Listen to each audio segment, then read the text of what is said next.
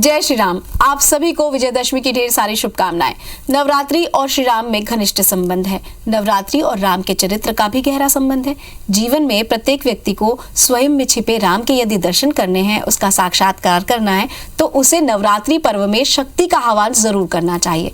ऐसी धारणा है कि शक्ति पूजा की थी प्रभु श्री राम ने, तब शक्ति प्रकट हुई थी और तब जाकर उन्हें विजय मिली थी।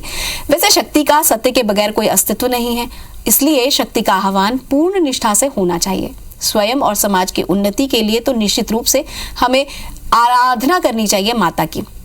वैसे स्वयं में छिपे राम के पुरुषोत्तम रूप में एक अंश मात्र से साक्षात्कार कर लेने से हमें सिद्धि मिल जाती है। हर साल चैत्र मास की नवरात्रि की 9वीं तिथि को हम प्रभु श्री राम का जन्मोत्सव मनाते हैं और फिर आता है जब अश्विन मास और उसमें आती है जो नवरात्रि, उसके समापन में 10वीं तिथि को हम विजयदशमी मनाते हैं, जिसे हम दशहरा कहते हैं। स्पष्ट है कि नवरात्रि और भगवान श्री राम का गहरा नाता है। तो हम ये जानेंगे कि किस तरह से हम प्रभु श्री राम को मनाएं, किस तरह से हम पुरुषोत्तम भगवान के उस पुरुषोत्तम स्वरूप के दर्शन कर पाएं और नवरात्रि और प्रभु श्री राम के बीच कैसा नाता है। इस विषय पर बात करने के लिए हमारे बीच है ज्योतिषाचार्य डॉक्टर दत्तात्रेय होसकरे जी। चलिए उनका स्वागत करते हैं। आपका बहुत बहुत स्वागत। नमस्कार। नमस्कार जी।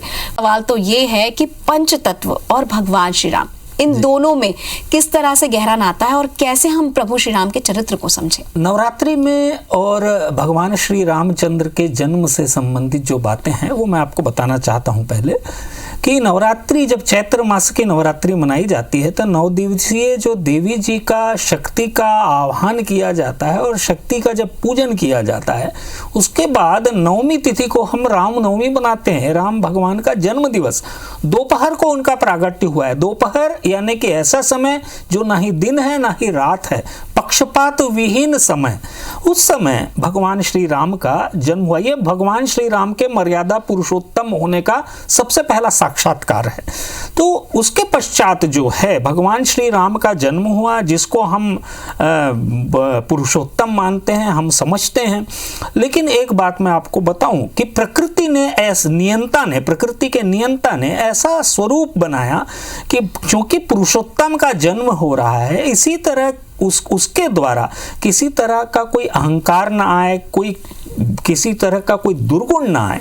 पुनः जब नवरात्रि होती है तो उसी भगवान श्री राम के द्वारा दशहरे के दिन यानी कि नवरात्रि के 10वें दिन जो है भगवान श्री राम के द्वारा रावण का वध है, दंभ का वध है। रावण दंभ के स्वरूप है, तो दंभ का वध है। ये इस बात को निश्चित करता है कि जब भगवान श्री राम का जन्म तो हो गया, पुरुषोत्तम का जन्म तो हो गया, सारे के सारे सद्गुण तो आ गए, लेकिन उसके पश्चात क्या दंभ का प्रादुर्भाव हो जाता है मन में। तो उसको यदि अंत करना है, सद्गुण के पश्चात आए दंभ का यदि अंत करना है, तो दूसरी नवरात्रि जो कि आश्विन मास की नवरात्रि है, उसका 10वां दिन, वहां रावण का वध, दंभ का वध। और इस तरह से ये दोनों ही नवरात्रि ये निश्चित कर देते हैं प्रत्येक मनुष्य के लिए कि पहली नवरात्रि को आप पुरुषोत्तम राम तो बन सकते हैं, लेकिन दूसरी नवरात्रि को आप जब दशहरे में श्री राम भगवान का पूजन करते हैं तो आपको पूर्णता प्राप्त होती है और आप पूर्ण पुरुषोत्तम कहलाते हैं। ये एक निश्चित रूप से नवरात्रि का प्रयोजन है, नवरात्रि का अर्थ है। अब मैं आपको बताता हूं कि भगवान श्री राम पुरुषोत्तम कैसे हैं। पुरुषोत्तम जिसको हम कहते हैं पर्सनालिटी जो कहा जाता है, वही हिंदी में पुरुषोत्तम है। शास्त्रों में बताया गया है कि भगवान श्री राम, जैसा कि आप देखते हैं भगवान श्री राम का फोटो, तो भगवान श्री राम जो हैं अपने चारों ओर जो हैं अन्य चरित्रों के साथ विराजमान हैं। जैसे कि सीता जी हैं भगवान राम के बगल में, हनुमान जी हैं, भरत जी हैं और जो है शत्रुघ्न भी हैं। तो इस तरह से हम देखते हैं कि भगवान के श्री राम चारों ओर 5 चरित्र जो हैं विद्यमान हैं। तो कैसे ये 5 चरित्र भगवान श्री राम के पुरुषोत्तम होने का प्रतिनिधित्व करते हैं, इस बात को समझना आवश्यक है। सबसे मैं पहले आपको बात बता दूं, भगवान श्री राम के समीप यानी कि बगल में सीता जी विद्यमान हैं। सीता जी जो हैं भूमि से उनका प्रादुर्भाव हुआ, ऐसा शास्त्रों में बताया गया है। तो भूमि से जब उनका प्रादुर्भाव हुआ तो वो भूमि तत्व का प्रतिनिधित्व करती हैं। पंच तत्वों में से एक तत्व ये हो गया कि सीता जी जो है भूमि तत्व से उदित हुई। अब भूमि तत्व से उदित हुई, लेकिन आप एक बात को समझिए कि भूमि जो है वो प्रतिकार नहीं करती। आप उसके ऊपर गड्ढा खोद दीजिए, आप हल चला लीजिए, आपको फसल देती है, अन्न देती है, लेकिन भूमि प्रतिकार नहीं करती कभी। उसी तरह से सीता जी जो हैं पूरे रामायण में कहीं भी प्रतिकार करती हुई नहीं दिखती हैं। जैसा समय उनको आगे बढ़ाता है, समय जैसा, प्रकृति जैसा उनके साथ व्यवहार करती है, वो उसके अनुसार आगे बढ़ती चली जाती हैं। यह सहन शक्ति, मनुष्य की सहन शक्ति को प्रतिनिधित्व करता है, जो भगवान श्री राम को प्राप्त है। अब इसके पश्चात हम आते हैं हनुमान जी के चरित्र के ऊपर। हनुमान जी जो हैं वायु तत्व का प्रतिनिधित्व करते हैं, बड़ी तेजी से कहीं भी गमन कर जाते हैं। खाली उनको जब ये बताया जाता है कि आप उड़ सकते हैं तो वायु तुल्य उड़कर वो लंका पहुंच जाते हैं। इसका संबंध ये है भगवान श्री राम से कि एडॉप्टेशन, मतलब किसी भी चीज को बड़ी जल्दी उसके रूप में अपने आप को ढाल लेना और गति से तेज होना, ये जो है निश्चित रूप से भगवान श्री राम के चरित्र का प्रतिनिधित्व करता है हनुमान जी के रूप में। कि यदि मनुष्य में उसको पुरुषोत्तम बनना है तो उसको उसकी गति निश्चित होना चाहिए और एक निश्चित दिशा में गति होना चाहिए, किसी विपरीत दिशा में गति नहीं होना चाहिए। जहाँ पे दंभ का वध होना है उस दिशा में गति होनी चाहिए। साथ ही साथ हनुमान जी जो हैं पवन पुत्र हैं, विनयशील हैं, तो विनयता का भाव जो है हनुमान जी के द्वारा भगवान श्री राम में आया है। ये दूसरा तत्व हो गया। तीसरे तत्व की मैं चर्चा करता हूं जो कि भरत जी हैं। अब भरत जी जो हैं आप देखेंगे पूरे रामायण में रुदन करते हुए नजर आते हैं, उनके नेत्रों में अश्रु रहते हैं। ये जल तत्व का प्रतिनिधित्व करते हैं। मैं आपको कहना चाहता हूं कि भगवान श्री राम का जो चरित्र है भावना वाला चरित्र है, भावशील हैं, वो भावना विहीन नहीं है। जब भी कोई घटना होती है तो भगवान श्री राम भी अपने आप को भावुक करके उस दिशा में उसका प्रतिनिधित्व करते हैं। तो भरत जी का जो चरित्र है, करुणा प्रधान चरित्र, भावशील चरित्र, वो भगवान श्री राम में आया है जो उनको पुरुषोत्तम बनाता है। इसी तरह से अब मैं बात करता हूँ लक्ष्मण जी की। आप लक्ष्मण जी को देखेंगे पूरे रामायण में वो अग्नि तत्व का प्रतिनिधित्व करते हैं, यानी बड़ी जल्दी क्रोधित होते हैं किसी भी बात को। जब राम भगवान को किसी तरह से कोई उलाहना दी जाती है किसी के द्वारा तो वो बड़ी जल्दी क्रोधित हो जाते हैं। ये अग्नि तत्व का प्रतिनिधित्व है, यानी कि आप भावनाशील हो सकते हैं, आप में सहन शक्ति हो सकती है, आप गतिमान हो सकते हैं, लेकिन आपको आप में हल्का क्रोध भी होना चाहिए। क्यों? ताकि आप किसी के शोषण होने से उसको बचा सकें। आप एक राजा हैं, आप एक शासन करने वाले व्यक्ति हैं। यदि आप में वो क्रोध नहीं होगा कि किसी का शोषण होने से आप बचा सकें उसको, तो ये भी आपको पुरुषोत्तम नहीं बना सकता। तो इसीलिए वो एक क्रोध, वो एक अग्नि तत्व मनुष्य में होना आवश्यक है जो उसको पुरुषोत्तम बनाता है। अब आखिरी तत्व की बात करते हैं, वो है शत्रुघ्न की। शत्रुघ्न जी को आप देखेंगे पूरे रामायण में मौन है, कहीं पे भी उनका कोई वक्तव्य नहीं है। वो आकाश तत्व का प्रतिनिधित्व करते हैं। आकाश मौन होता है और आकाश मौन होकर इस बात का परिचय देता है कि जहां मौन रहने की आवश्यकता है वहां मौन रहना आवश्यक है। क्योंकि यदि मौन से हटकर कुछ बोला जाए तो निश्चित रूप से विवाद की स्थिति निर्मित होती है। तो मनुष्य को कहाँ बोलना है और कहाँ नहीं बोलना है, ये भगवान श्री राम को पुरुषोत्तम के रूप में उनका प्रतिनिधित्व करवाता है और ये भगवान शत्रुघ्न से प्राप्त होता है। तो इस तरह से हम देखते हैं कि भगवान श्री राम के चारों ओर जो पंच तत्व हैं, ये जो प्रतिनिधित्व करते हैं पांच तत्वों का, ये भगवान श्री राम को पुरुषोत्तम बनाते हैं।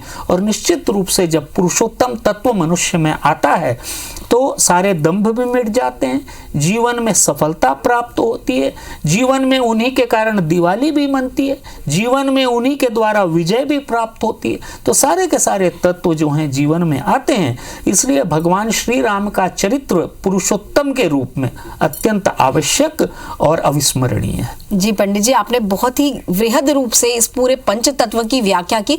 अब बात करते हैं कि प्रभु श्री राम को प्रसन्न कैसे किया जाए। दशहरा के दिन विशेष रूप से श्री राम जी की पूजा की जाती है, तो किस तरह से उपासना की जाए? भगवान श्री राम को प्रसन्न करने के लिए आवश्यक है कि सबसे पहले तो मन से आप बिल्कुल साफ रहें, स्वच्छ रहें, और भगवान श्री राम को प्रसन्न करने के लिए भगवान श्री राम की स्तुति, और मध्याह्न काल में चूंकि पूजन होता है भगवान श्री राम का, और सायंकाल को जब भगवान श्री राम ने रावण का वध किया है उसके पश्चात भी भगवान श्री राम का पूजन होता है। शास्त्रों में ऐसा बताया गया है कि श्री राम ने जब रावण का वध किया उससे पहले उन्होंने शिव की स्तुति की है, तो शिव की स्तुति अत्यंत आवश्यक है। उसके पश्चात भगवान श्री राम का जो राम रक्षा स्तोत्र है, ध्यायेद जानुबाहुम धृत शरधनुषम बद्ध पद्मासनस्तम पीतम वासो वसानम नव कमल दल स्पर्धि नेत्रम प्रसन्नम। श्री राम जो है अजान बाहु हैं, यानी कि उनके बाह बहुत लंबे हैं, घुटने से नीचे तक आते हैं, ऐसा शास्त्रों में बताया गया। तो भगवान श्री राम की रीच बहुत ज़्यादा है, उनकी पहुंच बहुत ज़्यादा है। यदि आप उनसे प्रार्थना करते हैं और किसी भी अवस्था में हैं और भगवान श्री राम का आप आशीर्वाद प्राप्त करना चाहते हैं, उनसे सहयोग प्राप्त करना चाहते हैं, तो निश्चित रूप से आप मान के चलिए कि भगवान श्री राम का आह्वान हुआ और उनका आशीर्वाद आपको मिला। तो भगवान श्री राम का पूजन करने के लिए शास्त्रों में जो बताया गया है कि दशहरे के दिन दोपहर के समय भगवान श्री राम का वंदन करें, भगवान श्री राम का पंचोपचार पूजन होता है। भगवान श्री राम को आप उनका स्नान कराएं, भगवान श्री राम की यदि प्रतिमा हो, अन्यथा फोटो हो राम दरबार की, तो उसका आप स्नान कराएं, यानी कि जल छिड़कें। उसके बाद पंचामृत इत्यादि से स्नान करा के धूप दीप भोग इत्यादि लगा के विशेष रूप से राम को जो है कच्ची चीज़ों का भोग लगाना चाहिए, जैसे कि शरबत इत्यादि का भी भोग श्री राम को लगाया जाता है। तो ये सब तत्वों का भोग लगा के सायंकाल जब हम कहते हैं कि रावण का वध हो गया, सायंकाल जिस समय दिन ढल रहा हो और रात्रि आ रही है उसके मध्य का संक्रमण काल, इस समय में भगवान श्री राम का पुनः आह्वान करें, राम रक्षा स्तोत्र का पाठ करें। श्री रामचंद्र चरणों मनसा स्मरामि, श्री रामचंद्र चरणों वचसा गृणामि, श्री रामचंद्र चरणों शिरसा नमामि, श्री रामचंद्र चरणों शरणम प्रपद्ये। ऐसा कहते हुए श्री राम भगवान का अनुग्रह जो है वो प्राप्त होने के रास्ते पे आगे बढ़ें। आप देखेंगे कि भगवान श्री राम का पूजन तो पूरी तरह से संपन्न होगा ही, आपको पुरुषोत्तम अवस्था भी प्राप्त होगी और निश्चित रूप से यही आपकी सफलता का कारक और कारण बनेगा। जी पंडित जी, अब हम ये जानेंगे कि जो रावण दहन की परंपरा चली आ रही है इसका क्या महत्व है? जी, रावण दहन की जो परंपरा है विशेष रूप से दंभ की अवस्था को समाप्त करने का एक प्रतीक है। शास्त्रों में बताया गया है कि भगवान श्री राम के वध के पश्चात जब वापस लौटे विभीषण को उनकी राजगद्दी देकर, तो सबसे पहले तो ये जो भी व्यक्ति रावण दहन की प्रक्रिया को करके घर लौटता है तो उसको ऐसा शास्त्रों में बताया गया, क्योंकि किसी का वध हुआ है इसलिए आते ही साथ अपने ऊपर जल प्रोक्षण करें, या स्नान करना चाहते तो स्नान करें। उसके पश्चात सोना पत्ती जो कि स्वर्ण पत्र है उसका प्रतीक है, तो उसको जो है आप एक दूसरे को वितरित करके सद्भावना को प्रकट कीजिए। देखिए, रावण जो है दो समाजों के मध्य में भी युद्ध है, यानी कि एक तो श्रीलंका में रहने वाला समाज और एक अयोध्या में रहने वाला समाज, दोनों के प्रतिनिधि अलग अलग हैं और दोनों के मध्य युद्ध हुआ है। तो निश्चित रूप से जब सामाजिक विच्छिन्नता है तो वहाँ पे सद्भावना आ जाए, इसीलिए भी जो है सोन पत्र का वितरण करके और उसके पश्चात मिठाई इत्यादि मिष्ठान्न को एक दूसरे को बांट के सद्भावना प्रकट की जाती है। बड़ों का आशीर्वाद लिया जाता है सोन पत्ती का वितरण करके, और इसके साथ ही साथ राम भगवान का पुनश्चरण किया जाता है, राम भगवान का पुनः पूजन किया जाता है, ताकि राम भगवान जो हैं सदैव हमारी रक्षा के लिए तत्पर हों और हमें प्रगति प्रदान करें। जी, और अब हम जानना चाहते हैं चलते चलते कि किस तरह के उपाय दशहरा पे हमें करने चाहिए। जब दशहरे की संपन्नता के पश्चात, रावण वध के पश्चात हम घर लौटते हैं तो सबसे पहले आते आते वहाँ की थोड़ी सी लकड़ी या राख लेकर घर में आना चाहिए, ऐसा शास्त्रों में कहा गया है। उसको लाकर किसी भी पत्ते में या पत्र में उसको बांध कर किसी एक अच्छे जगह पे स्थान पर सुरक्षित रख दें। तो इससे ऐसा शास्त्रों में कहा गया है कि जो भी नकारात्मक तत्व होते हैं, जो बाहरी हवा जिसको हम कहते हैं, वो घर में नहीं आती है, ऐसा शास्त्रों में बताया गया है। तो इसलिए ये क्रिया को करना चाहिए।